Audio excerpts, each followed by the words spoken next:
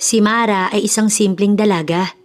Malaki ang utang na loob nito sa kaibigang si Christine dahil si Christine ang tumulong sa kanya noong mga oras na kailangan niya ng tulong. Hanggang sa dahil naging sekretary siya ng daddy nito at hindi inaasahan na may isang kasosyo ang daddy nito na nagustuhan siya, si Aris Cuangco. Nagkaroon silang dalawa ng relasyon. Ngunit napilitan siyang makipaghiwalay sa binata at sinabing piliin nito ang kaibigan niyang si Christine dahil may sakit ito. Matagal na rin kasi itong gusto ng kanyang kaibigan. Kahit na dinadala niya na ang magiging anak nila ng lalaki, hindi niya na sinabi. Gusto niyang mabuhay ang kaibigan at hindi nito sukuan ng buhay. At ayon dito ay si Aris na lang ang nagpapalakas dito. Pero sa kanyang pagbabalik ay laking pagtataka ni Mara kung bakit hindi pa rin si Aris at Christine. Paano kapag nalaman niyang wala pala talagang sakit noon si Christine at sinabi lang pala para makipaghiwalay siya kay Aris? Yun na nga ba ang tamang panahon para agawin niya sa kaibigan ng talaga namang kanya at sabihin sa lalaki ang tungkol sa mga anak nila? 5 years later. Mama, kailangan niyo po ba talagang magtrabaho sa malayo? Paano na po kami ni Amethyst at ni Amshel? Sino na pong mag-aalaga sa amin? Malungkot na tanong kay Mara ng panganay niyang anak. Ang boss kasi niya sa pinagtatrabahuhan na kumpanya ang naatasan na mag-manage ng main company ng mga ito at gusto ng boss niya na siya pa rin ang sekretarya nito. Nakakalungkot lang, sa Manila pa located ang pinakakumpanya ng pamilya ng boss niya. Kaya eto siya, nagpapaalam sa 3 anak na mapapalayo siya sa mga ito. Hindi niya naman kasi pwedeng isama ang 3. Bata pa ang mga ito dahil maraming pwedeng mangyari sa Manila. Huwag kayong mag-alala, palagi na magtatawag si Mama, tsaka si Lola Carmen, siya ang mag-aalaga sa inyo. Di ba, Chang? Tumingin pa siya sa tiyahin na tumangulang. Pababayaan ba naman kayo ni Lola? Saad pa nito, kaya napangiti na lang siya at hinagka ng 3 anak sa noo. Aalis na si Mama, aalagaan niyo din si Lola Carmen ha, pati ang sarili ninyo. Sabay-sabay na tumango si Apollo, Amethyst at si Amshel. Kaya sabay-sabay din na pinunasan ng 3 ang kanilang mga luha. Sa pagtalikod ni Mara sa mga anak, siya naman ang umiyak. Ngayon lang kasi siya malalayo sa mga bata, tapos parang hindi niya pa ata makakaya. Habang lula ng taxi, tinuyo niya ang mga luha, sabay tingin na lamang sa labas ng sasakyan. Niisip niya na lang na dapat maging matatag siya para sa mga anak niya. Dahil siya lang ang bumubuhay sa mga ito, hindi siya po pwedeng maging mahina. Nang nasa labas na ng lilisanin na kumpanya, ay bumaba na si Mara. Pinasobrahan niya na ang bayad sa taxi. Sinasauli nga sa kanya ng driver ang sobra, ngunit hindi niya na iyon tinanggap. Kala ko hindi ka na darating. Ani Jed na boss niya. Nagpaalam lang po sir. Anyat na yuko. Huwag kang mag-alala. Pwede ka namang mag-leave at umuwi sa pamilya mo. Chuck, mamimiss ka nila, lalo na ng mga bata. Basta magsasabi ka lang. Talagang may mabuting puso ang lalaki. Alam din kasi nito ang tungkol sa triplets niyang anak. At kahit ganun, gaya ng sabi niya na walang ama ang mga bata, hindi siya hinusgahan ng lalaki. Sumakay sila sa van papunta sa airport at nang nasa airport na, sumakay na sila sa eroplano. Bigla niya tuloy na alala ang mga naganap noon kung bakit ba siya napunta sa probinsyang iyon. Maghiwalay na tayo. Hindi ko pala kayang maging masaya habang nakikita ko yung kaibigan kong nasasaktan. Piliin mo si Christine. Matagal ka na din niyang gusto. Mas bagay kayong dalawa. Hindi tayo nababagay para sa isa't isa. Bakit mo sinasabi yan sa akin? Because she's sick? Na hindi sapat ang rason na yun para siya ang piliin ko't hayaan ka na tapusin ang relasyon natin. My decision is final, Aris. Ayoko na. Maging masaya sana kayong dalawa ni Christine. At sa puntong iyon, tinalikuran niya noon ng lalaki. Mara, are you okay? Inabutan siya ng lalaki ng tissue dahil nakita siya nitong lumuluha. I'm okay, sir. Anya, kasabay ang pilit ng ngiti. Mahina tuloy na natawa ang lalaki. Ang tagal-tagal ko nang sinasabi sa'yo na Jed na lang ang itawag mo sa akin kapag tayong dalawa lang. Paalala nito sa kanya. Para kasing hindi naman tama kung ganun. Okay, kung saan ka nalang komportable. Sumusuko nitong sabi. Matapos ang usapang iyon, hindi na sila nag-usap. Natulog din kasi ang lalaki habang siya, gising na gising, iniisip kung anong mga pwedeng mangyari. Sa airport ay may sumundo sa kanila na isang sasakyan. Total wala ka naman ng tutuluyan, doon ka na lamang sa kondo. Hindi agad siya nakasagot, may iba kasing pumapasok sa kanyang isip. Don't worry, hindi naman ako doon uuwi, kundi sa mansyon na magulang ko. Segunda agad nito. Ikaw ha, kung ano-anong iniisip mo. Pabiro pa nitong sabi sa kanya. Gaya ng sabi ng lalaki, inihatid siya nito sa nasabing kondo. Ibawas nyo na lang sir sa sweldo ko yung pag-stay ko dito. Anya sa lalaki habang naglalakad-lakad sila sa loob ng kondo. Bakit ko naman gagawin yun, Mara? Para namang hindi tayo magkaibigan. Isa pa, sayang din to kung walang gagamit. Kung ganun, salamat po sir. Sige, aalis na ako. Feel at home. Kumaway pa ito sa kanya bago tuluyang umalis na. Napabuntong hininga na lamang si Mara matapos siyang maiwang mag-isa. Biglang sumagi sa isip niya ang ex niyang si Ares at si Christine. Kamusta na kaya ang dalawa? Private kasing tao si Ares at alam niya yun kaya nga walang nababalita sa TV. Ngunit kamusta na kaya ang dalawa? Magaling na kaya si Christine? Ikinasal na kaya ang dalawa? Ano ba Mara? Wala ka na dapat pang pakialamanan sa kanila. Ang dapat lang na iniisip mo ay ang mga anak mo. Matapos ang pag-iisip ng kung ano-ano, nauwi si Mara sa pagkausap sa sarili hanggang sa nawala na sa isipan niya ang dalawa. Ang nakaraan kasi ay dapat nang kinakalimutan at hindi na binabalikan pa. Good morning sir. Kinabukasan ay maaga pa ring pumasok si Mara. Good morning too. Bati naman ito sa kanya, sabay upo sa swivel chair. Pagtitimpla ko na po kayo ng kape. Anya't tatalikod na sana para gawin ang sinabi pero pinigilan siya ng lalaki. Hindi ka man lang ba nakakaramdam ng ano or whatever? Wala sir, I'm totally fine. Napangiti na lamang ang lalaki sa naging sagot niya. Okay, at hinayaan na siya nito. Habang gumagawa ng kape ay may bigla na namang sumagi sa isip ni Mara. Bakit ba sunod-sunod ang mga flashback sa kanya? Ang naaalala niya kasi ay kung anong klaseng timpla ng kape ang gusto ng dating nobyo noon. Matapos ipinagtimpla ng kape ang boss niya, dinala na iyon ni Mara. Wow, bagong timpla? Takang tanong nito sa kanya. Yes sir. Sagot niya na lang kahit ang totoo, may naaalala lang talaga siya kaya ganoong klase ng kape ang nagawa niya. Pinaupo na rin si Mara ni Jed sa kanyang pwesto. Wala pa kasi itong ipag-uutos. Kapag meron, tatawagin na lang daw siya. Christine, iha, kumalma ka. Pilit na pinapakalma si Christine ng daddy nito. Ngunit imbis na kumalma, mas lalo lamang nagwala ang babae. How dad? Paano kung kakalma? Kung ilang taon nang ang wala si Mara pero hindi pa rin ako nagagawang mahalin ni Ares.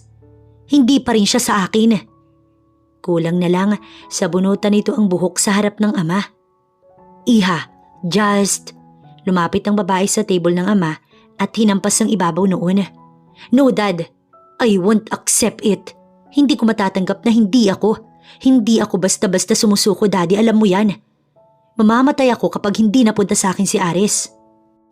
Iyon ang palagi nitong panakot sa ama.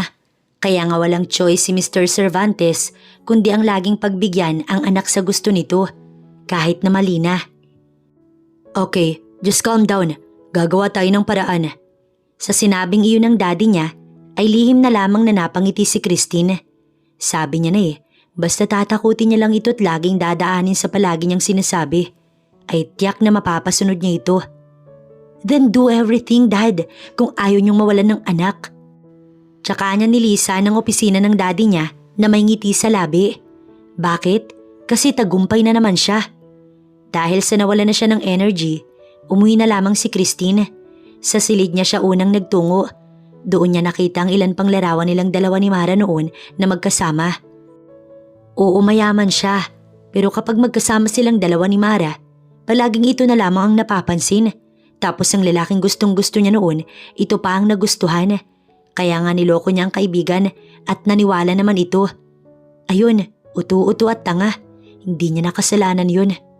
Sa gigil ni Christine dahil sa mga naalala, inis niyang kinuha ang mga natitirang picture frame na may larawan nilang dalawa ni Mara at iyon ay binasag.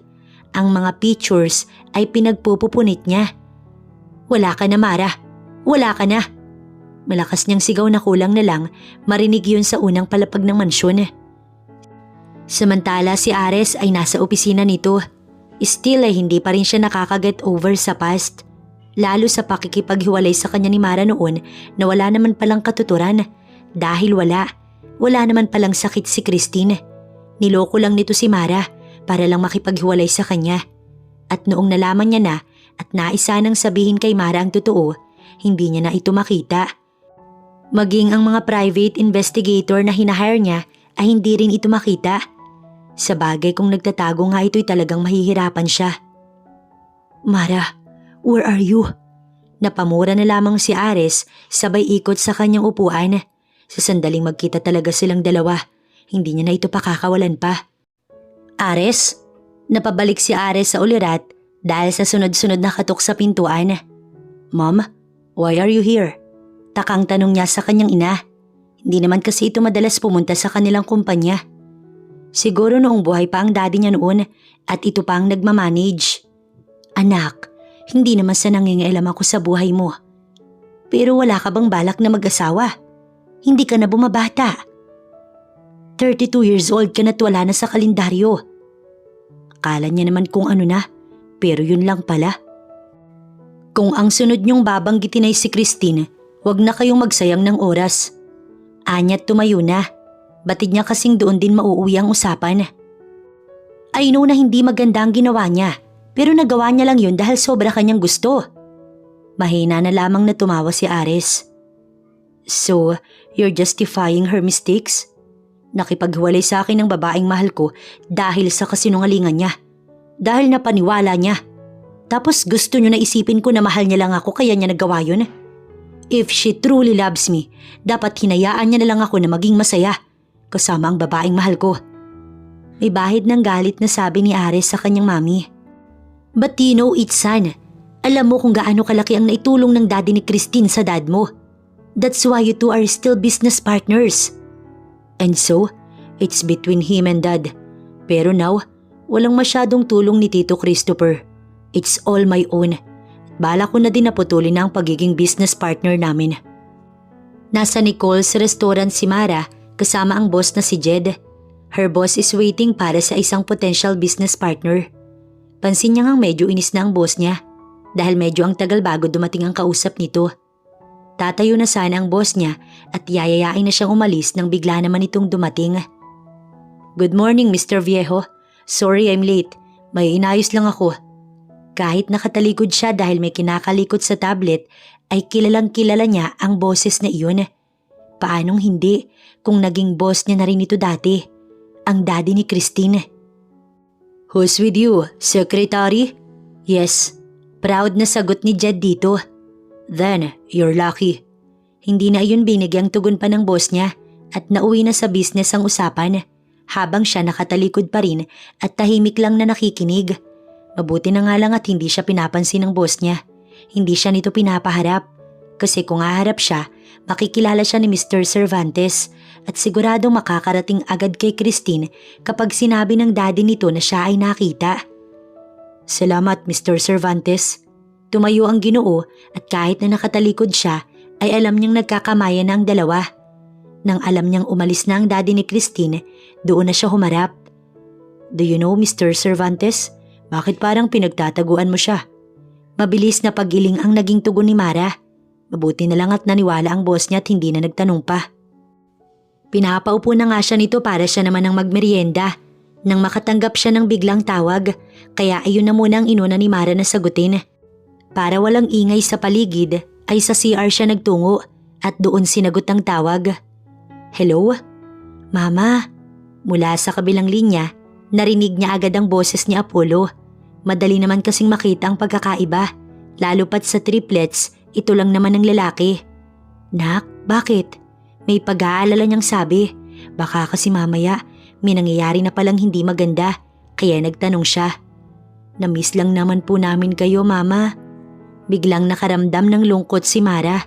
Pare-pareho lang naman silang namimiss ang isa't isa eh. Mama? Ang boses naman ni Amethyst ang kanyang narinig. Yes anak, malambing niyang sabi. Mama, may nakita po kaming picture ng lalaki sa ilalim po ng unan niyo.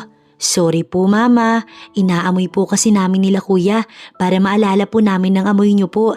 Tapos hindi ka po namin mamiss. Pagsasalaysay ng anak niya. Kaninong picture baby? Lalaki po mama, kamukhang kamukha po ni Kuya Apollo. Siya po ba yung papa namin? Nasa malayo po ba siya kaya hindi po natin siya nakakasama? Pag-uwi ni mama, sasagutin ko ang mga tanong niyo anak ha? Kahit na nasa kabilang linyang anak at hindi nakikita, parang na-imagine naman ni Mara ang pagtango nito. Okay po mama, excited na po kami na umuwi ka. Napangiti na lang tuloy si Mara. Pero ngayon wala na siyang takas kapag usapang ama na. Matalino pa naman ang mga anak niya. Bakit naman kasi hindi niya pala naitago ang picture na yun? Nang balikan ni Mara ang boss niya, mabuti na lang pala't hindi ito nainip at naiintindihan naman daw siya. Sa bagay ni minsan, hindi pa siya nasigawan ni Jed o nakatanggap ng hindi magandang salita mula dito. Let's go. Tumango siya at sabay silang lumabas ng restaurant. Habang si Ares ay nagtungo sa Nicole's restaurant, doon kasi gusto ng bago niyang business partner na mag-usap sila. Dahilan nito ay paborito raw nito ang mga pagkain doon.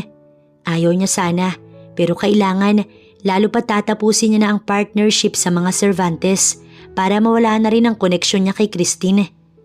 Pababa na sana si Ares nang may makita siyang pamilyar na muka. Si Mara at may kasama itong isang lalaki na katulad niya, mukhang mayaman. Kaya naman dali-dali siyang lumabas ng sasakyan. Ngunit bigla na lang din umalis ang sasakyan. Tama kayang nakita niya? Si Mara kaya yun? Bumalik na ba ito pagkalipas ng ilang taon? Kaya upang makasigurado, nakiusap siya sa resto na i-check ang CCTV. Ngunit bakit sa kamalas-malasan ba naman nasaktuhan, nasira at ginagawa pa? Kaya nga napamura na lamang siya. Paano niya pa malalaman kung si Mara nga yun? Damn! Anya, sabay sipa sa nakitang bato. Samantala si Mare kadarating lang sa kumpanya kasama ng boss niya. Nagpagas pa kasi ang driver kaya medyo natagalan. Habang nakaupo, napapaisip si Mara. Paano kung biglang magtagpo ang landas nilang dalawa ni Ares? Anong gagawin niya? Kaya hiling niya sana'y wag na. Baka mamaya dahil doon magulo pa ang tahimik niyang buhay. Lumipas ang mga araw at nasanay na ulit si Mare sa buhay sa Maynila. Sa tuwing namimiss niya ang mga anak ay tumatawag siya sa mga ito at kung minsan sila naman ang tumatawag sa kanya.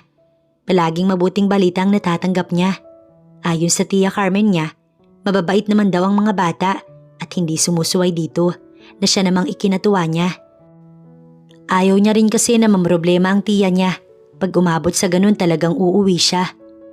Mara? Napabalik si Mara sa wisyo mula sa pag-iisip sa mga nakaraang araw dahil sa boses ng boss niya. Hindi niya agad namalayan na nasa harap niya na pala si Sir Jed. Yes sir? Let's go to the mall. Kailangan mo nang may susuot. May attendan kasi tayong birthday party. And since you're my secretary, you'll be with me. Po? Bakit kailangan po nakasama ko? Mahinang natawa ang lalaki tsaka nito pinisilang pisngi niya. Kakasabi ko lang 'di ba? You're my secretary and hindi makakapunta ang magulang ko kaya ikaw na lamang. Sige po, sabi niya na lang. Total ay wala na rin naman siyang magagawa pa. Gaya ng sabi ng lalaki ay nagpunta silang dalawa sa mall. Ang iba pa nga ay napagkakamalan silang dalawa na magnobyo at nobya na tinatanggi niya naman agad. Siyempre, boss at sekretary lang silang dalawa ni Jed. Wala na rin siyang balak pang i-level up yun. Habang sinusukat niya ang ilang damit ay nasa labas naman ng lalaki't naghihintay. At upang malaman kung bagay ay lumabas siya para ipakita iyon sa boss niya. Ano sir, bagay po ba? Kunwaring nag-isip ang lalaki. Bagay na bagay. Tumayo ito at nag-thumbs up pa sa kanya. Kaya napangiti na lang si Mara dahil sa papuri nito. Upang malaman kung may iba pang bagay ay may iba pang pinasuot sa kanya at lahat ng iyon binili ng boss niya. Sir, hindi. Just accept it. Isipin mo na lang na regalo ko sa iyo ng ilang taon na pagtsatsaga mo sa akin. Mahina pa itong natawa sa huling sinabi, kaya nakitawa na lang din siya. Nang nasa sasakyan na silang dalawa ni Jed, naging tahimik na ang paligid. Wala na kasing mapag-usapan. Samantala si Ares, iniisip pa rin kung paano matatagpuan si Mara. Muli siyang nag-hire ng private investigator para hanapin ito. Sigurado kasing nasa malapit na ang babae. Dahil noong nakaraan nga, nakita niya ito. Hindi na ito nagtatago. Matyaga na nga lang siyang naghihintay ng update mula sa inutusan. Busy si Ares sa pagbabasa ng mga report nang biglang may dumating na hindi inaasahang bisita. Ang babaeng sinabihan niyang wag nang magpapakita pa sa kanya. Pero ito at nangungulit pa rin at ayaw siyang tigilan. Anong ginagawa mo dito, Christine? Tanong niya't napatayo na. Christine, kay gandang pangalan. Ngunit hindi yun nababagi sa babae dahil sa personalidad na tinataglay nito. Mukha mang mabait sa paningin ng iba, pero siya, kilala niya ito. Isang babaeng handang gawin ang lahat basta makuha lang kung ano ang gusto. Walang pakialam kung makapangloko o makapanakit ng ibang tao. Ares, hindi ako pumunta dito para ipagpilitan na naman ang sarili ko sa'yo. May isang pakiusap lang ako at kung papayag ka, hinding-hindi na ulit ako magpapakita sa'yo pagkatapos noon. Seryoso nitong ani habang malayo ang distansya sa kanya. Hindi niya mabasa kung sincere ba ito o ano, pero gusto niyang tutuhanin na ng babae ang sinasabi nito.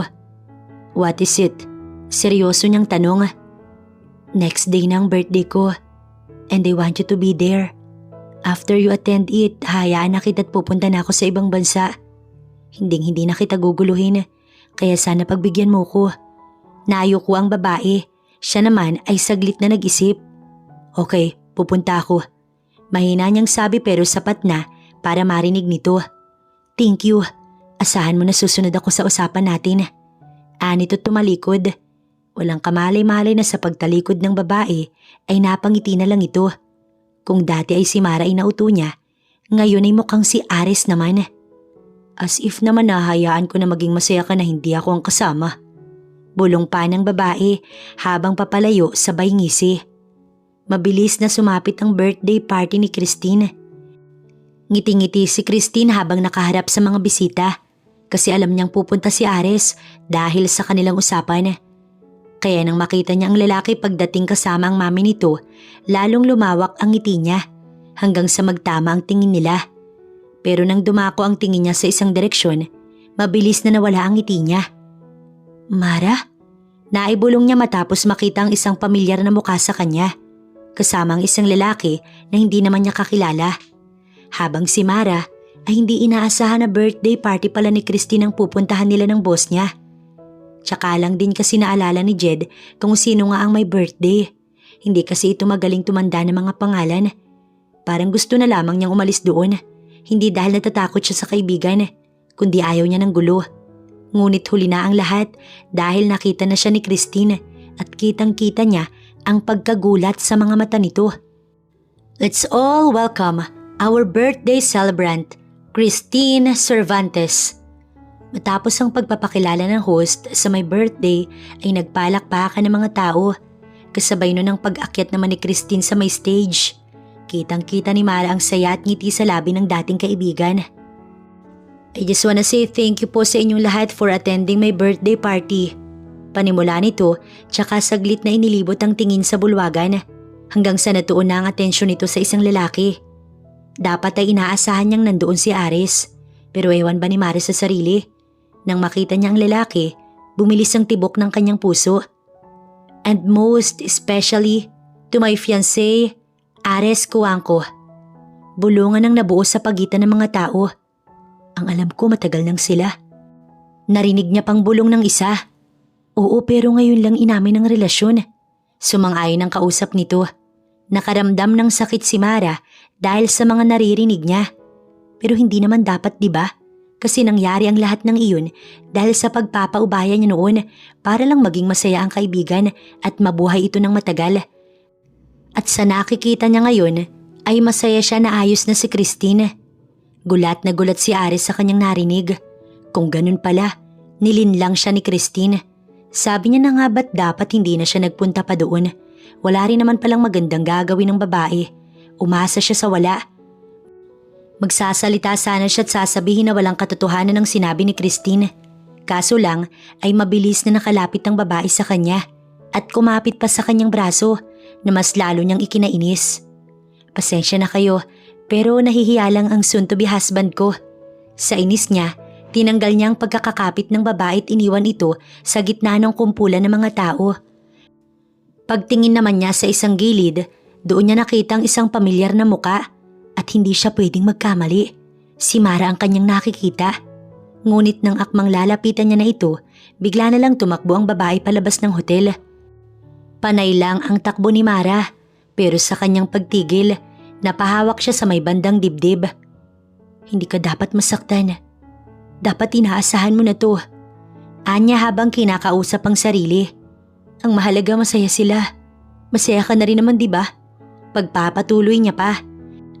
Nakayuko si Mara sa may gilid ng daan habang nakakapit ang dalawang kamay sa kanyang mga tuhod. Where have you been all these years? Napalingon siya sa pinanggalingan ng boses. Pagharap niya sa likuran ay gano'n na lang ang gulat ni Mara nang mapagsino ang taong nagsalita.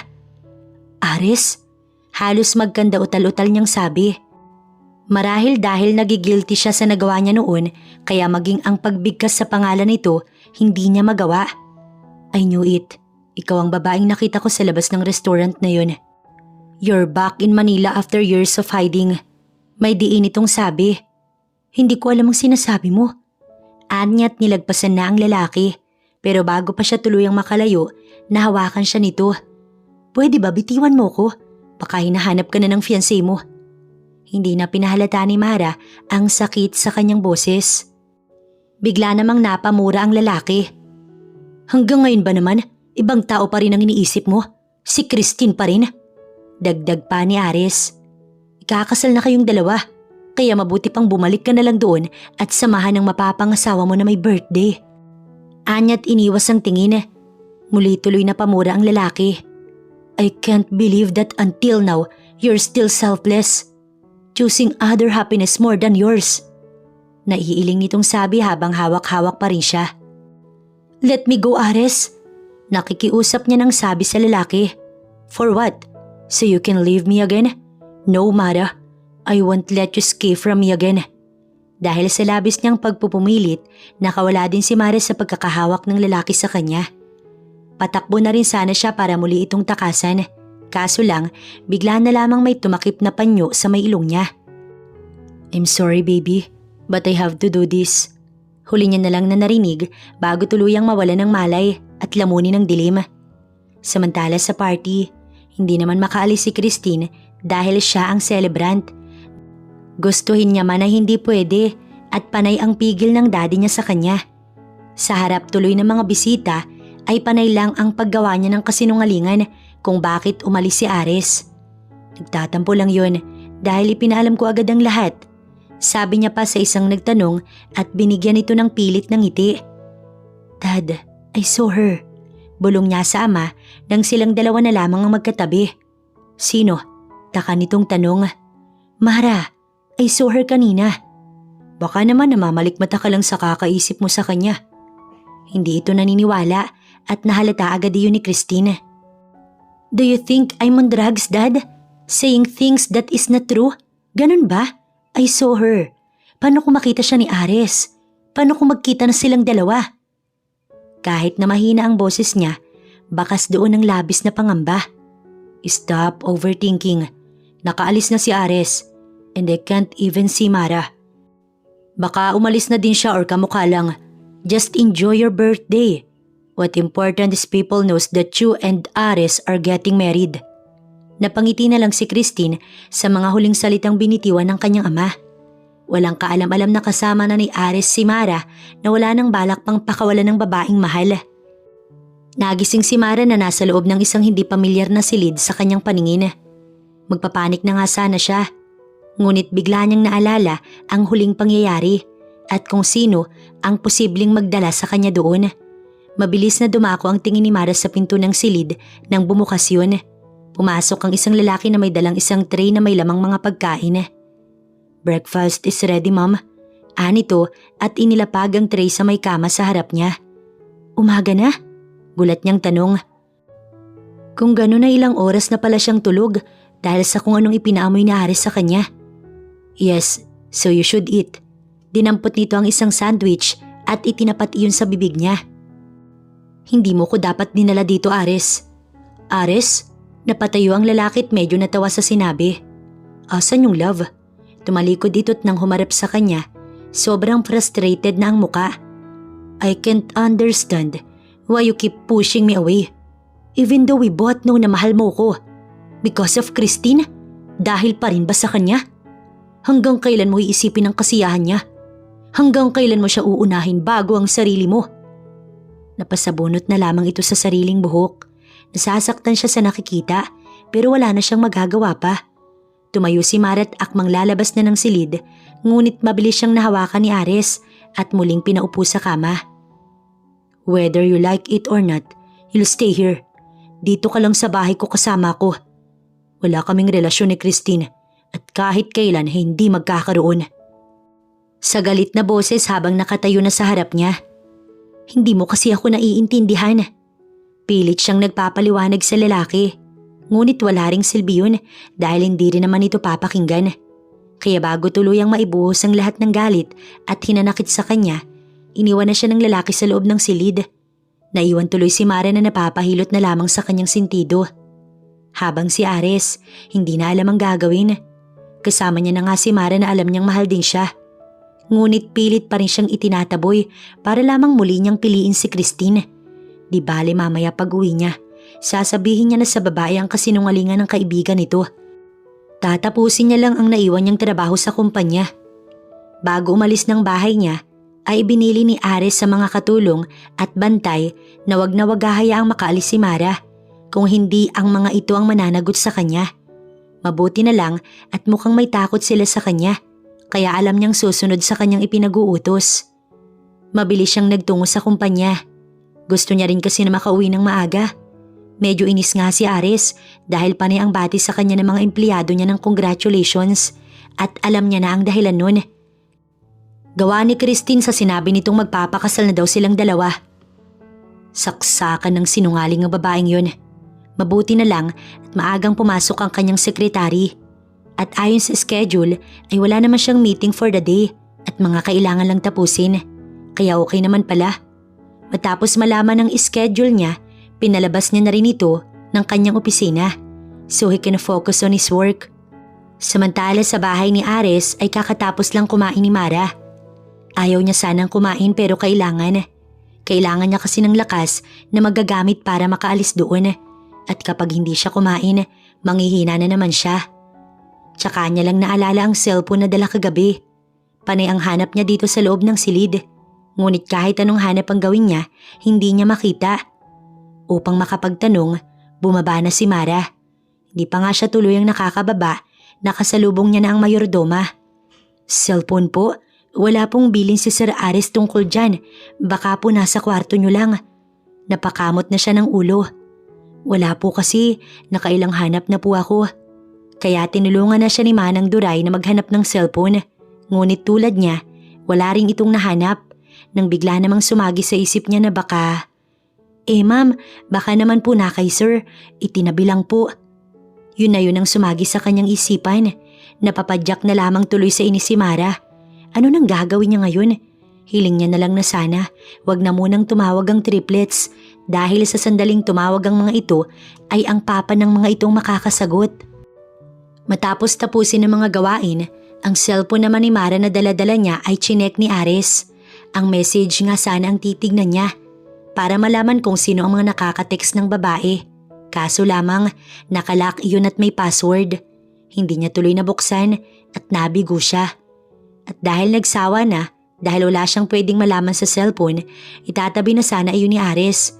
Nang bigla ay yun mag-ring at lumabas ang isang number na hindi nakasave sa contacts. Actually, wala namang nakasave sa contacts. Kahit na ganoon, sinagot pa rin niya ang tawag. Mara? Boses ng isang lalaki ang narinig niya mula sa kabilang linya. Hindi kaya ito rin ang lalaking nakita niyang kasama ni Mara noong nakaraan sa may restaurant? Sa isipin pa lang na may nobyo na si Mara, agad na nag-init ang ulo ni Ares. "Mara, are you there?" Muli itong nagsalita ngunit hindi pa rin siya umiimik. Hanggang sa inis niya nang pinatay ang tawag. Kaya ba siya tinutulak pa rin ni Mara kay Christine? Dahil may nobyo na ito? Pwes hindi siya makakapayag. Kailangan makipaghiwalay ng babae sa nobyo nito. Dahil kung may lalaki man sa buhay ni Mara, siya lang dapat iyon. Para hindi mabagot, ay inabala na lamang ni Mara ang sarili sa pagtulong kay Manang Duray. Ilang beses niyang sinubukan na makaalis doon. Ngunit kahit anong gawin niya, wala siyang laban sa bantay. Inuubos niya na lamang ang lakas, kaya naisip niyang mabuti pa ay kay Ares na lamang siya makipag-usap mamaya. "Iwan niyo na muna kami." Utos agad nito kahit nakakarating lamang. Saglit pa siyang tinignan ng matanda bago siya tuluyang iwan sa amo. "Bakit?" Nang makita niya ang galit sa mga mata ng lalaki, bigla na lamang natigilan si Mara. Wala siyang masabi. "Tell me, sinong lalaking yun?" Nagawa pa nitong hampasin ng mesa, kaya napapikit naman siya. "Sino bang lalaki?" Pinilit lang ni Mara na wag mautal sa harap ni Ares. Kahit na ng mga oras na yun, nakaramdam na rin siya ng takot sa kaharap niya. "Yung lalaking kasama mo sa party ni Christine kagabi, and sa resto. So stop fooling me around and just answer my question." "Wala ka na doon. Pwede ba? Paalisin mo na lang ako dahil ikakasal ka naman na." Anya tiiwan na sana ang lalaki sa may kusina. Pero mabilis siyang naisandal ni Ares sa pinakamalapit na pader. "Wala ngang kami ni Christine. Kaya bakit kami ikakasal? Bakit ko pakakasalan ng babaeng hindi ko naman gusto? At kung meron man ay ikaw yun." Nilakas pa nito ang boses para lang marinig niya. Pero ipinikit na lang ni Mara ang mata. Natatakot siyang harapin ang nakakatakot na tingin ni Ares sa kanya. "Open your eyes." Utos nito pero nanatili pa rin siyang nakapikit. "Please, open your eyes, love." May pakiusap na nitong sabi kaya napilitan siyang imulat ang mga mata niya. "Just tell me." Ang nakakatakot nitong aura ay biglang lumambot. "Boss ko siya. Sekretary niya ako. Okay na ba?" Sagot niya sa tanong nito. Biglang napalayo ang lalaki sa kanya at nahilot ang sentido. "Kala ko, boyfriend mo siya." Gusto niyang matawa sa inisip ni Ares pero pinigilan niya ang sarili. Para matapos ng usapan, akmang iiwan niya na sana ang lalaki sa may kusina dahil hindi na siya nito hawak pero muli siyang hinawakan ni Ares. "Ano na naman ba?" May halos inis na tanong habang nakatingin sa kamay na hawak-hawak nito. "Call him." Utos nito sabay bigay sa kanya ng cellphone. Kaya naman pala hindi mahanap ni Mara ang kanyang cellphone, nasa lalaki pala. At bakit ko siya tatawagan? "Sabihin mo sa lalaking yun na ayaw mo nang magtrabaho sa kanya." "Ano? Bakit ko naman gagawin yun?" Inis niyang tanong sa lalaki. "Sa tingin mo ba hayaan pa kitang magtrabaho?" Napapapadyak sa inis si Mara. "Ayoko." "Fine, kung ayaw mo ako na lang." Aagawin na sana nito ang cellphone pero mabilis siyang nakagawa ng pasya. "Sige na, sasabihin ko na." Anya na ikinangiti naman ng lalaki. Halatang tuwang-tuwa na napapasunod siya nito. Kung hindi lang talaga siya nahihiya kay Jed kapag ito na ang tumawag. Mabilis na idinayal ni Mara ang number ng boss niya. "Mara?" Sinagot agad nito ang tawag. "Sir." Halos magkanda utal-utal siya dahil sa gagawing pagre-resign. "May problema ba? Nasaan ka? Ayaw mo na ba sa kondo? Bakit hindi ka pumasok?" Nagsunod-sunod na ang tanong nito at halatang nag-aalala sa kanya. "I'm fine, sir. Tumawag lang ako para sabihin na maghanap na kayo ng ibang sekretarya. Magre-resign na po ako, sir." Hindi niya na hinintay pa ang tugon ng lalaki at pinatay na agad ang tawag. Ikinatuwa naman iyon ni Ares at kitang-kita iyon sa mukha ng lalaki. "Ano, masaya ka na ba?" Sigaw niya sa lalaki. "Kailangan ka pang malaman." Kumunot ang noo ni Mara sa sinabi ni Ares. "Ano pa ba?" "Walang kahit anong naging sakit si Christine. Niloko ka niya para mapilitan kang makipaghiwalay sa akin at ipaubaya ako sa kanya. Ginamit niyang pagkakaibigan yung dalawa para makuha ang gusto niya." Animoy nabingi si Mara dahil sa kanyang mga nalaman mula kay Ares. Namalaya na lang ni Mara na may tumulo na palang luha sa kanyang mga mata. Bigla din siyang nanghina, hindi makapaniwala sa nalaman. Kilala niya si Ares, hindi nito magagawang magsinungaling sa kanya. Pero kasama niya ako nang sabihin iyon ng doktor. Pati ang daddy niya ay nakiusap sa akin. Nanlalabo na ang kanyang paningin dahil sa mga luha. Pero si Ares, niyakap lang siya. Niloko ka ni Christine at kinonsinti siya ng daddy niya. And now that you already know the truth, piliin mo naman ang sarili mo. Imbis na itulak si Ares, hinayaan niya itong yakapin siya at niyakap niya din pabalik ang lalaki. Nang mga oras na yun ay dalawang damdamin ang nangingibabaw sa kanya. Ang isa ay lungkot dahil pinaubaya niya si Ares ng walang kabuluhan at ang isa ay hindi siya makapaniwalang nagawa siyang lokohin ng itinuring niyang kapatid at tunay na kaibigan. At dahil nakatulugan na ni Mara ang pag-iyak, nanatili naman sa tabi nito si Ares. Yakap-yakap ang babae habang nakahiga silang dalawa sa kama. Habang ito ay tulog, siya ay gising. Naawa sa babaeng mahal. Nagawa itong lokohin dahil sa kabutihan ng pusong mayroon ito. Kitang-kita niya kanina kung paano ito nasaktan sa nalaman. Mas lalo tuloy na dagdagan ang galit niya para sa magamang Cervantes. Kaya naman, dahan-dahan siyang bumangon at iniwan muna si Mara sa kama. Lumabas ng silid at tinawagan ng ama ni Christine na si Christopher Cervantes. Oo, alam niya na naging mabuting kaibigan ito sa ama niya. Pero tapos na ang kabanatang iyon. Ginagalang niya rin naman ang pagkakaibigan na yun. Kaya nga hindi niya agad tinapos ang partnership ng kanilang mga kumpanya. Pero husto na. Wala nang dahilan pa para panatilihin iyon. Masyado nang mahabang ilang taon na pagtitiis niya. Ares, bakas ang saya sa boses ng Ginoo. Mukhang natutuwa dahil tumawag siya dito. Walang kaalam-alam na hindi good news ang kanyang sasabihin. We're no longer business partners dito. Tinatapos ko na ang anumang koneksyon ng mga kumpanya natin. Wala na ako makukuha sa inyo at mas lalong wala na kayo makukuha sa akin. Diretsahan niyang sabi dahil ayaw niya nang magpatumpik-tumpik pa.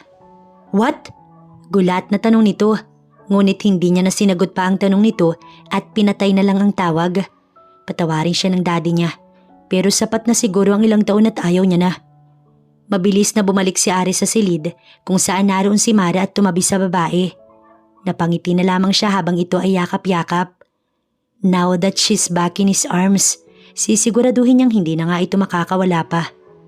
At ngayon na alam niya nito ang totoo, sa tingin niya ay wala na ring dahilan para ipagtabuyan siya nito. Kinabukasan ay nagising si Ares na wala siyang katabi.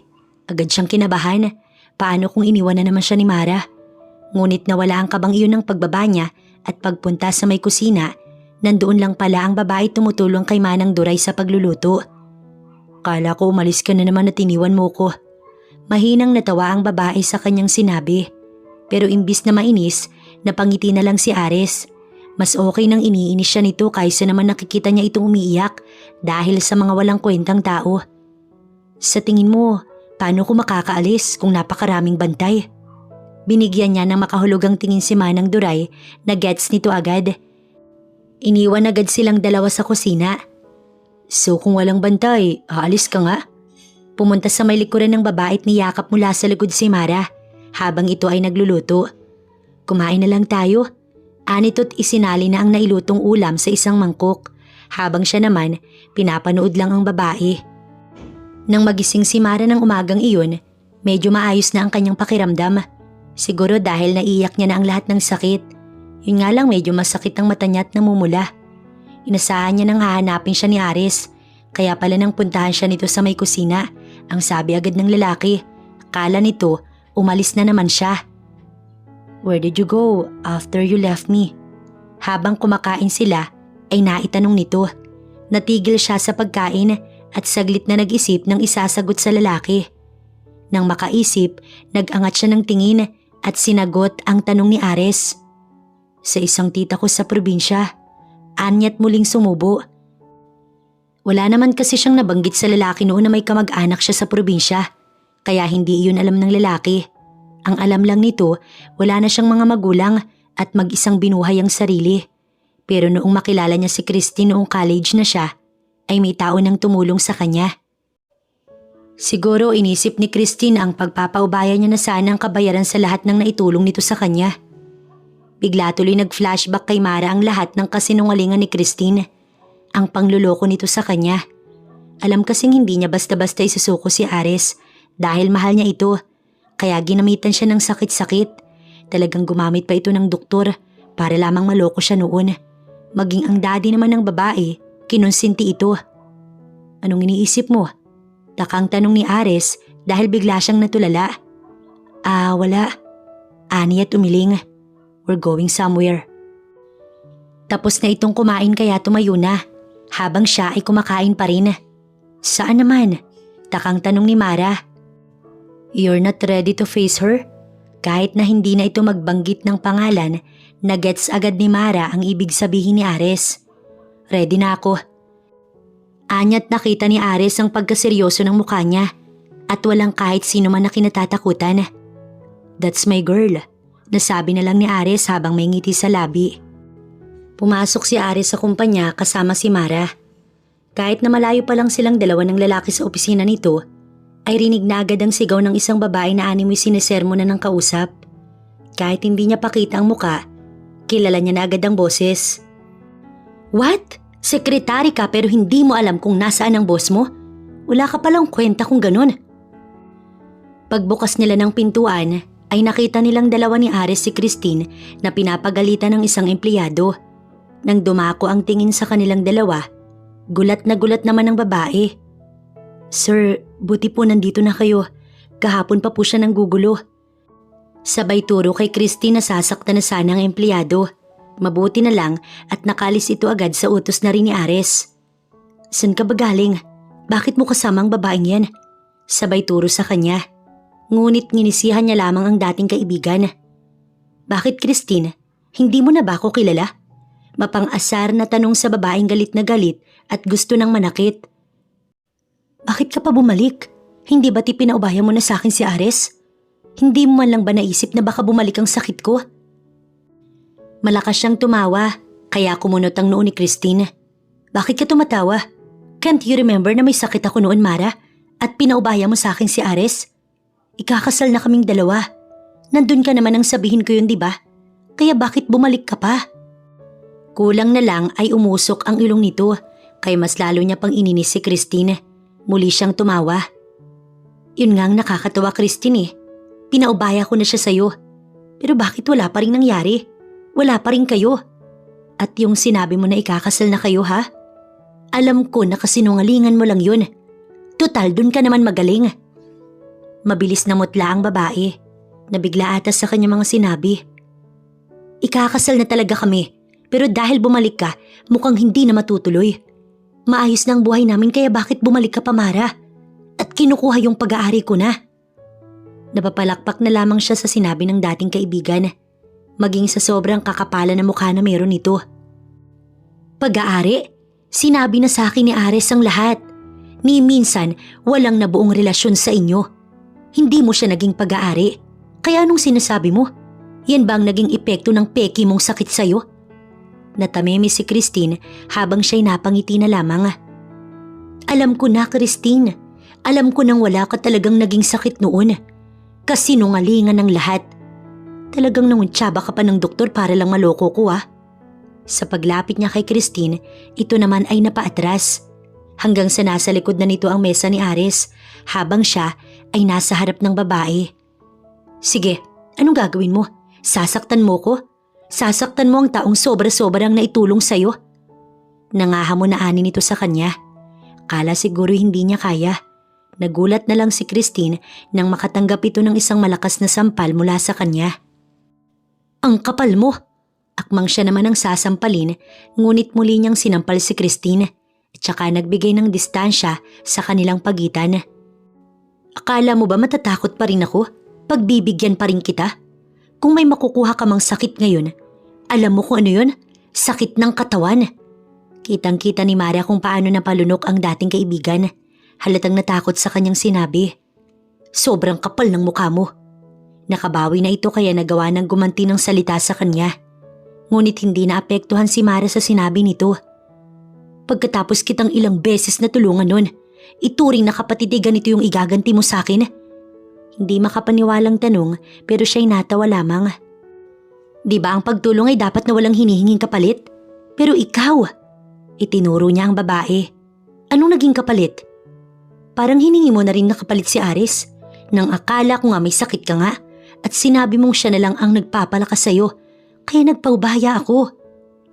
Dahil utu-utu ka. Ito naman ang tumawa. At alam kong sa pamamagitan nun, maluloko nga kita. Gustong-gusto kong matawa sa tuwing naalala ko yung mukha mong kasama kita sa doktor na yun na nagsabing may cancer ako. Lalo na nang sabihin ko sa'yo na si Ares lang ang magpapalakas sa akin. Yung pangungumbinsi mo sa akin na wag akong mawalan ng pag-asa. Nagsunod-sunod ang tawa nito. Siya naman ay biglang naalala ang mga sinabi ni Christine. Ano? Naalala mo na ba kung gaano ko kautu-uto? Oo, manluloko ako. Manluloko kami pero ikaw, nagpaloko ka naman, di ba? Mapang-asarang ekspresyon na mukha nito. Kaya upang makaganti dito, ito naman ang makaramdam ng sakit. Nilapitan ni Mara si Ares. Na hindi na mauulit pa. Kasi kahit sabihin mong tatalon ka sa building, wala na akong pakialam. Anya sabay baling ng atensyon kay Ares. At sa harap mismo ni Christine, hinagkan niya si Ares na tinugon naman ito. Matapos ang halikan nilang dalawa at nang madako na ang tingin niya sa dating kaibigan, kitang-kita niya ang pagtulo ng luha sa mga mata nito. At marahil sa sobrang sakit, napa-walk out na lang ang babae, habang siya napangiti na lang. Tatawa na sana siya nang biglang makatanggap ng tawag si Ares. Ang cellphone niya pala na dala-dala pa rin ito. Akala siguro ng lalaki ay ang dati niya na namang boss kaya ito na ang sumagot. Hindi rin pamilyar sa kanyang numero. Ni loudspeaker pa nito yun. Pero gano'n na lamang ang gulat niya ng, "Mama, kailan po kayo uuwi?" "Mama?" Takang sabi ni Ares kay Mara. Pero mabilis niyang inagaw sa lalaki ang cellphone at sinagot ang tawag. "Hello baby, uuwi na si Mama, pauwi na ako." Anya na halos magkanda utal-utal pa dahil sa kaharap niya si Ares at pinapanood din ito ang bawat galaw niya. "Talaga po Mama, sasabihin ko po kila Amethyst at Amshel. Bye po Mama, I love you po.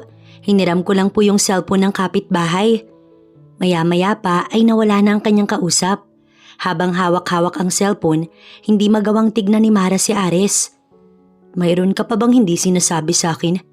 Kung kanina'y magkakasiyahan na sana silang dalawa, pero ngayon nagkaroon na naman ng tensyon." "Ares, ano kasi?"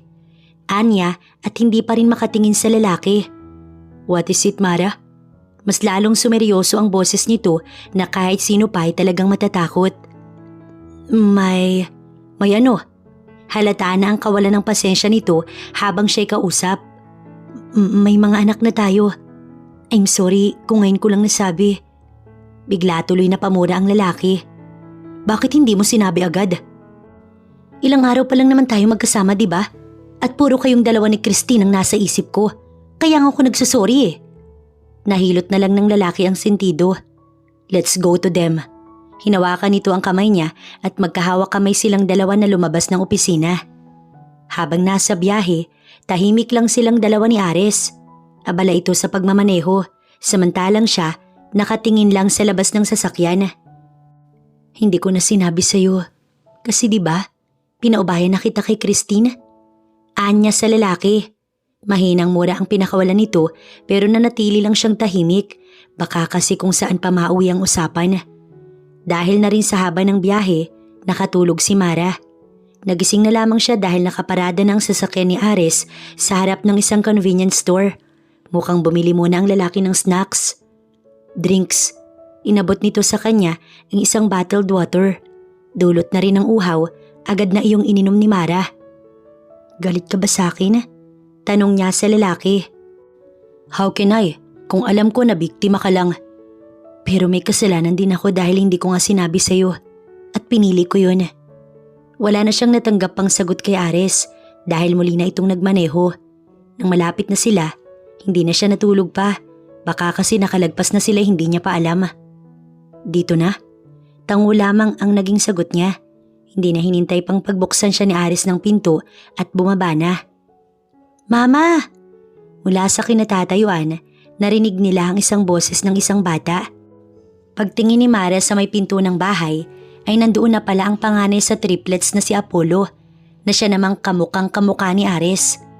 Kaya nang tignan niya ang lalaki, halatang hindi ito makapaniwala sa nakikita. Mabilis na lumapit si Apollo sa kanya at yumakap. Samantala si Ares, hindi nito napansin. Papa?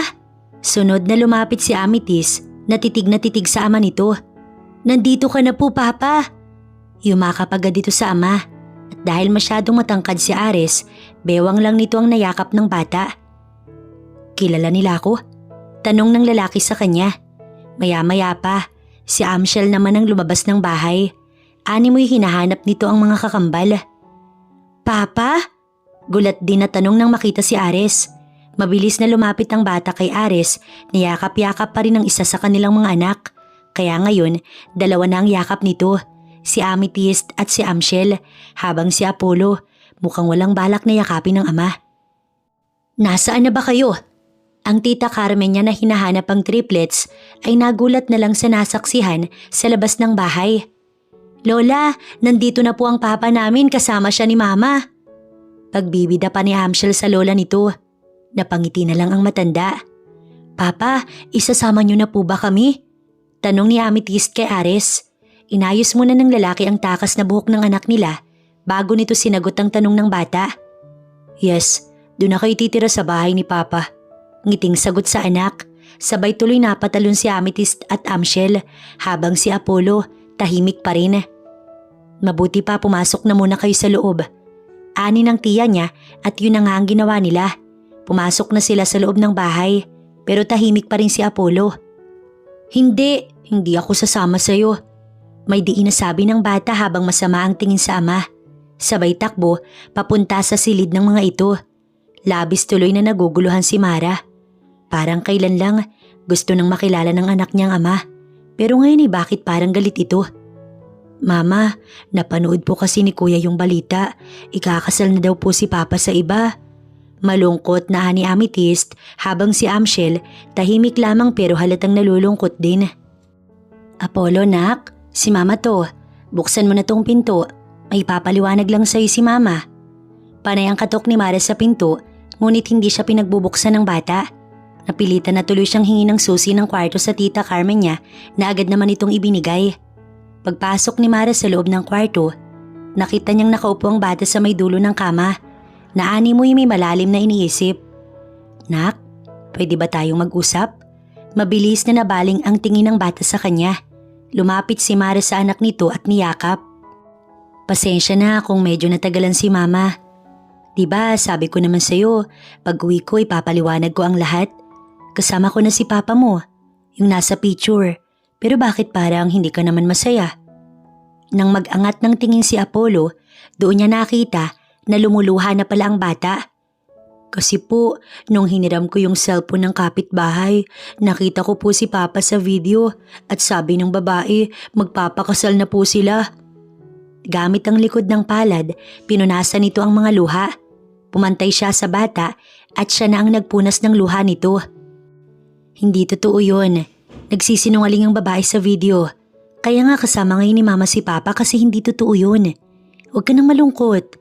Naiintindihan niya ang anak, hindi kasi porke lalaki hindi naiiyak. Ayoko po kasi na lumaki kami na hanggang pagtanda po namin, wala po kaming papa. Gusto ko po kasama natin siya.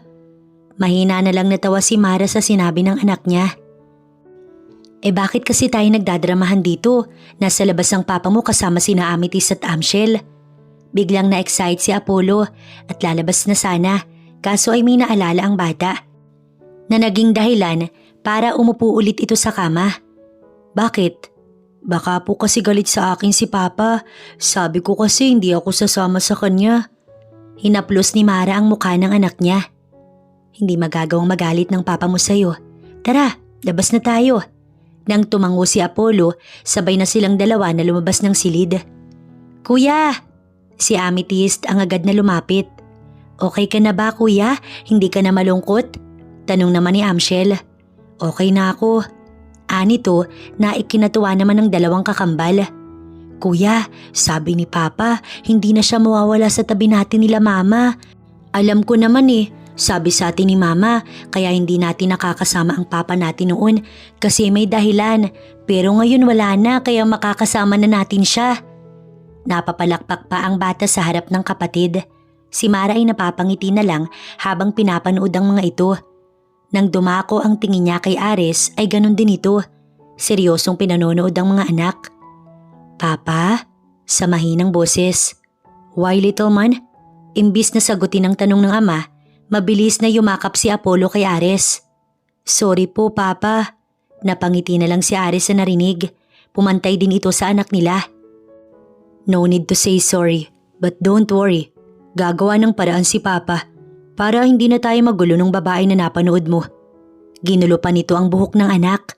Nang gabing yun, tabi-tabi silang natulog sa kama. Napapagitnaan nilang dalawa ni Ares ang triplets.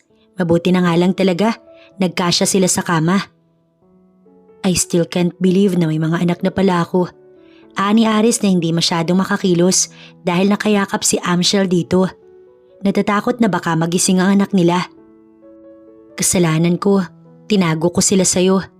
Anya't tumingin sa lalaki. No, it's their fault. Kahit hindi sabihin, alam niya na agad kung sino ang tinutukoy ng lalaki. Mahina na lang natawa si Mara habang napapailing. Kinabukasan, nagising si Mara na nakayakap si Ares sa kanya. Ares gising. Paggising niya sa lalaki. Sigurado kasing tanghali na tapos tulog pa sila. Akmang iiwan niya na si Ares sa loob ng silid, pero mabilis siyang nahila ng lalaki, kaya muling napahiga si Mara sa kama. Tsak na hinahanap na nila tayo. Ani Mara kay Ares na nakaibabaw pa sa kanya. Di pa naman tayo tinatawag. Pagdadahilan nito. Kaya pwede pa. Dagdag pa nito at pinagmasdan siya. Napalunok na lang siya dahil sa klase ng tingin na ibinibigay nito. Pwede pa tayong gumawa ng magiging kalaro ng triplets. Aapila pa sana si Mara, pero mabilis nang nasakop ng labi ng lalaki ang kanyang labi. Hanggang sa madala na nga siya sa mga halik nito at naipikit na lamang ang mga mata. Buong pusong isinuko ang kanyang sarili kay Ares. Nakakahiya lang na baka habang nasa loob pa sila ng kwarto, naghihintay sa kanila ang mga anak at ang kanyang tiyahin. Ngunit huli niya nang naisip yun dahil nilamon na si Mara ng antok dahil sa pagod. Mukha kasing bumawi si Ares sa ilang taon na hindi sila nagkasama. Matapos ang saglit pang pamamalagi nila Mara sa probinsya, bumalik na sila sa syudad kasama ang triplets at maging ang kanyang tiyahin. Hindi din kasi tama na basta na lamang niya itong iwan sa probinsya, lalo na tumatanda na ito. Oo noon, hindi siya nito nahaalagaan noong bata. Pero hindi ibig sabihin noon na ganun din ang igaganti niya.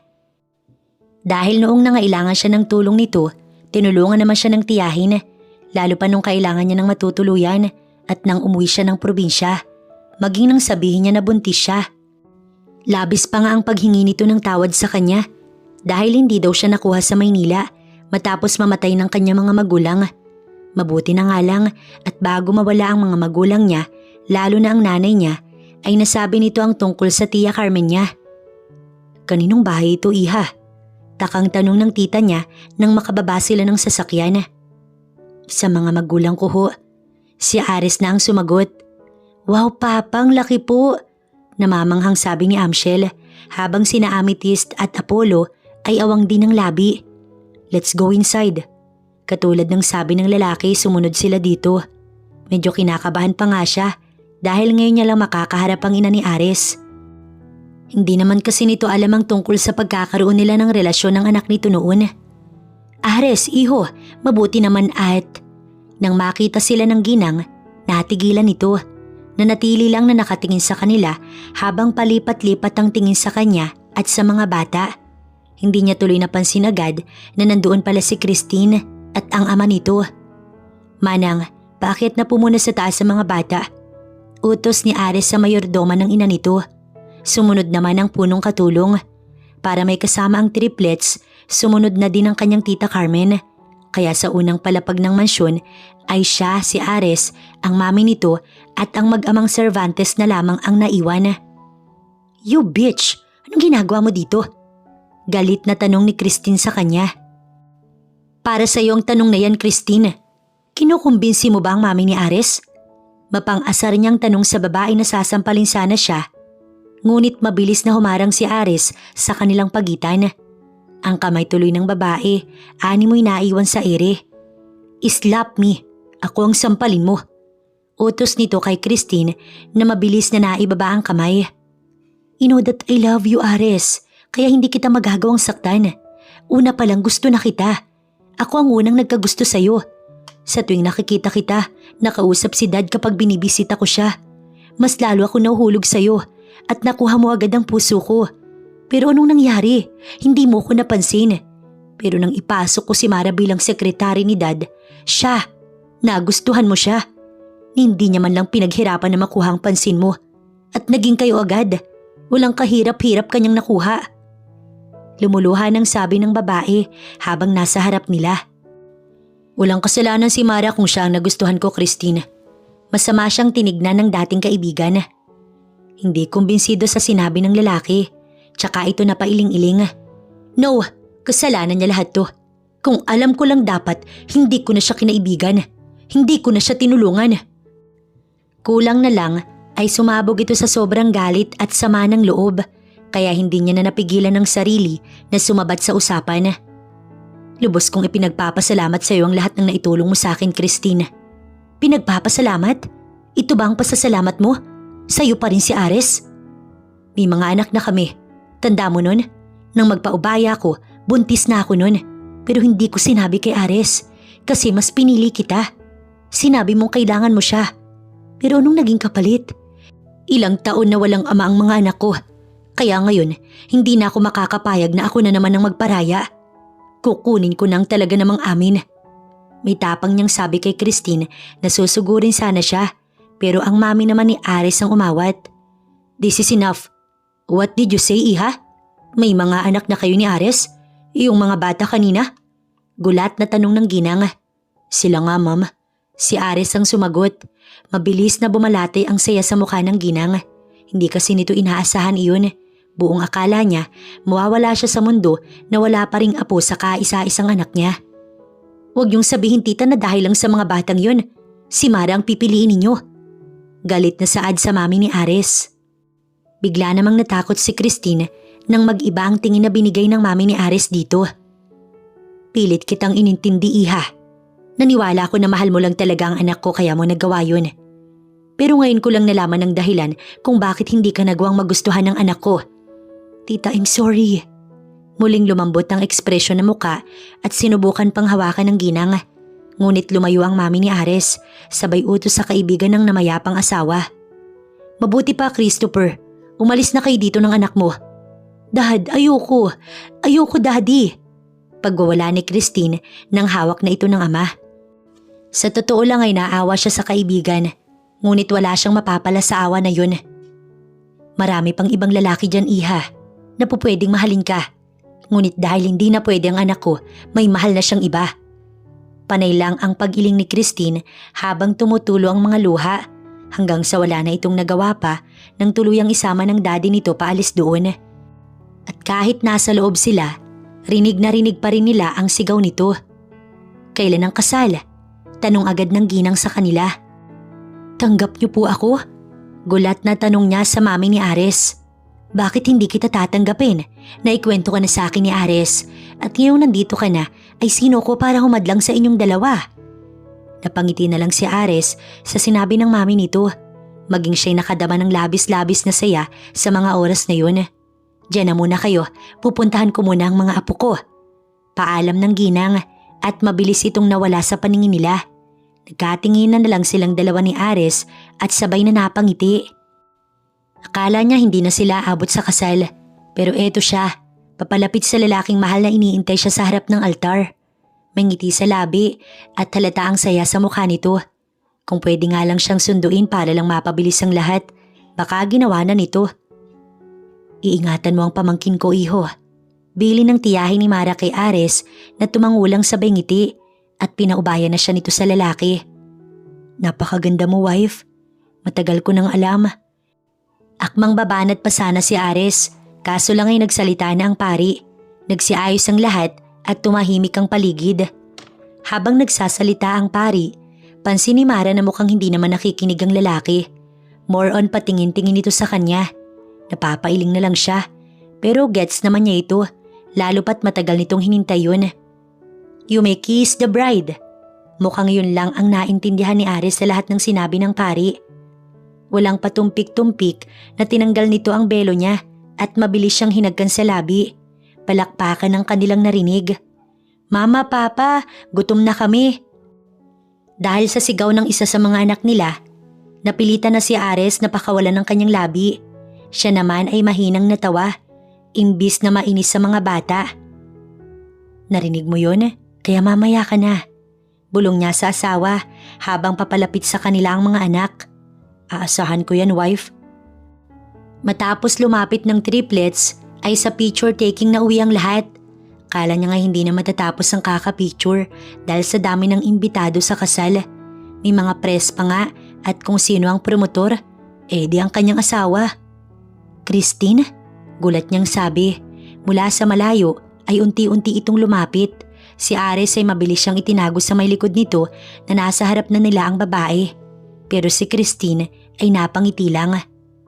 "Hindi ako nandito para manggulo. Gusto ko lang na i-congratulate kayong dalawa." Maging siya ay hindi makapaniwala sa sinabi ng dating kaibigan. "Congratulations, Bes." Ewan ba ni Mara kung anong nangyayari sa kanya? Pero dahil sa narinig, bigla na lamang siyang naging emosyonal. Parang gusto niyang maiyak. "I'm so happy for you. Sorry sa lahat ng nagawa ko." Kung siya'y paiyak pa lang, ito ay naiyak na. Mabilis nga lang na pinunasan ng mga tumulong luha gamit ang likod ng palad. "All I want for you is to be happy. Congratulations." Anito at tumalikod pero tinawag niyang kaibigan. Mabilis naman itong lumingon. "Ganun na lang yun." Sa sinabing iyon ni Mara, mabilis na lumapit si Christine at siya'y niyakap. Si Ares na pinapanood silang dalawa ay napapangiti na lang. Pagkatapos ng yakapan, umalis na rin si Christine. Ayon sa babae, may flight pa daw ito at baka maiwan ng eroplano. Sa ibang bansa na daw kasi titira si Christine kasama ang daddy nito. Masaya siya para dito. Baka sa ibang bansa ay doon makita ni Christine ang tunay na magmamahal dito. Akala ni Mara tapos na ang dramahan. Yun nga lang, sunod na lumapit ang dati niyang boss na si Jed. Nandoon pala ito. "Congratulations." Matapos saglit na tignan si Ares ay sa kanya binaling ni Jed ang atensyon. "I'm here because of your husband." Paliwanag agad nito tsaka mahinang tumawa. "He already told me everything, kaya wala akong balak na agawin ka pa sa kanya. Although alam mo na." Muli ay mahina itong natawa sa sinabi. Pero dahil mukhang natakot sa tingin na binigay ni Ares, nagseryoso ang kausap. "Sige na, aalis na ako, Mara. Baka bumulagta na lang ako dito." Biro pa nito bago tuluyang umalis. "In-invite mo?" Tango agad ang naging tugon ni Ares at ngayon mukhang alam niya na ang dahilan kung bakit. Para na rin kasing sinabi nito kay Jed na ito na ang asawa niya, kaya wala nang laban pa ang lalaki. Pagkatapos ng kanilang kasal, gusto sana ng mami ni Ares na mag-honeymoon sila out of town. Mukhang gusto ng ginang na masundan ng mga apo. Pero isinantabi na muna nila yun, lalo pat bago lang sila nagkakasamang pamilya. At ayaw nilang maiwan ng triplets. Kaya si Ares ay sa gabi bumabawi kapag silang dalawa na lamang ang magkasama. Okay lang naman sa kanya kahit paulit-ulit niyang isuko ang sarili sa lalaking mahal. Lalo pa ngayon na wala nang hadlang pa sa kanila. Hanggang sa isang umaga, nagising na lang si Mara dahil pakiramdam niya masusuka siya. Mabilis niyang tinungo ang banyo, pumantay sa bowl at doon sumuka. Naramdaman niya na nga lang na may humagod sa likod niya. "Are you sick?" Nag-aalalang saad ni Ares na may tatawagan pa sana pero kanya itong pinigilan. "Huwag kang magpanik, alam ko na to." Mabilis tuloy na kumunot ang noo ng lalaki. "I think magiging tatay ka na ulit." Napaawang ang labi ni Ares, kaya upang makasigurado, kinuha niya ang biniling piti sa cabinet tsaka ayun ginamit. Pero syempre para maging komportable raw siya, lumabas muna si Ares. Paglabas niya, nagkunwari muna si Mara na malungkot hanggang sa pinakita niya na ang piti sa lalaki na walang pagsidla ng saya habang buhat-buhat siya nito. Napangiti na lang si Mara at sa sobrang saya ng asawa niya, nalaman agad ng lahat na magkakaroon na ng bagong miyembro ang pamilya. Katulad nilang mag-asawa, masayang masaya ang mga ito lalo na ang triplets. And now, they already a happy family. Wala na siyang kailangan na kunin o agawin dahil kasal na siya sa ama ng kanyang triplets. She is Mara Mortel Coangco, the one and only wife of Ares Coangco.